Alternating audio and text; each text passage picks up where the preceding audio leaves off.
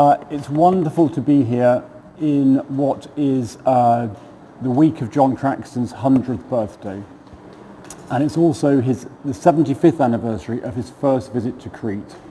And Hania was his favourite place in the whole world and his home from 1960.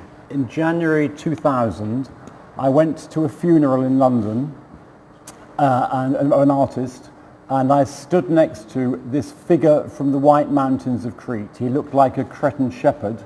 He looked as though he'd just parked a flock of goats on Piccadilly, and this was John Craxton.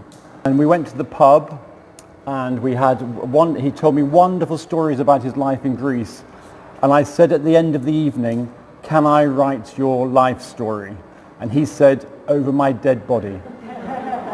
So of course I started to take notes in secret, and every time he called me I'd have a notebook on the telephone, and I would, on the bus going home after I saw him, I'd take down notes.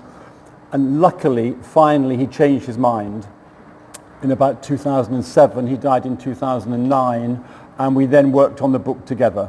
And so it's taken all this time for the book to appear, but just before his 100th birthday, it won the Runciman Award, because his story is so fantastic, and it was just wonderful that I was able to tell it. Now, John was born in London, and he came from a large musical bohemian family which let him do exactly what he wanted. He was so lucky. He was unteachable, he was uncontrollable. He passed no examinations in any subject at all, not even in art, nothing. He just went his own way. All he wanted to do was to paint and draw. And very early on, like from about the time he was 8, he was fascinated by Greece. It was the mythology, it was the antiquity. El Greco was his favourite artist.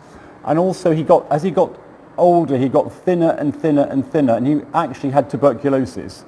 So he needed this hot climate. He wanted a life in the sun.